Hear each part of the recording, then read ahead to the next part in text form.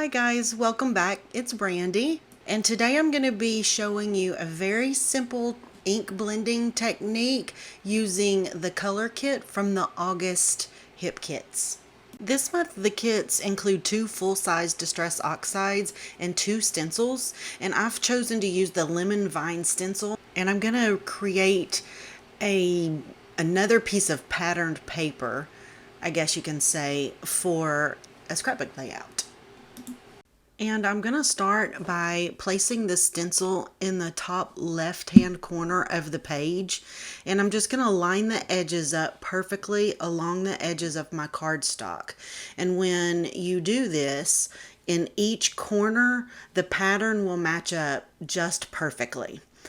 Now I'm going to go ahead and mask off each little lemon, and I'm going to use the saltwater taffy oxide to just color in each one of these lemons.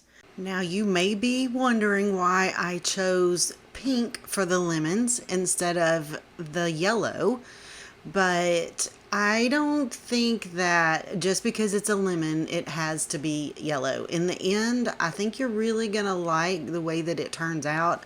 I certainly know that I do. Although this is a fairly quick and easy process, I'm not going to make you watch the whole thing. Okay, so I've gotten that complete, and now I'm going to bring in the yellow, which is squeezed lemonade. And I'm going to start filling in all of the leaves. And when I do that, I make sure to overlap onto the pink lemons. And that's going to cause the color to blend together and create this really pretty peachy orangey color. And you can kind of see it here, but you'll be able to see it really well in the close-ups. Look how precious that is. I just love the idea of the yellow leaves and the pink lemons. It reminds me of pink lemonade. Why not?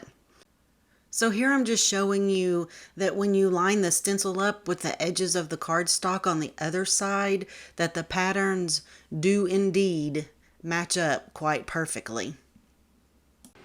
Here I've decided that I want to do some ink blending for my photo mat instead of pulling out another piece of patterned paper, so that the colors on my mat are identical to the ones in this patterned paper that I've created. I start by marking the corners of my photo so I know where I want the ink to go. And then I just pick up ink with my blender and start placing it randomly around the border.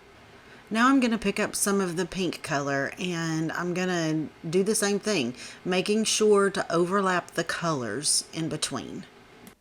Once I'm done with the pink, I come back in with the yellow and just smooth the colors out just a little bit. I add a little bit more, overlap the pink, and the colors blend even more.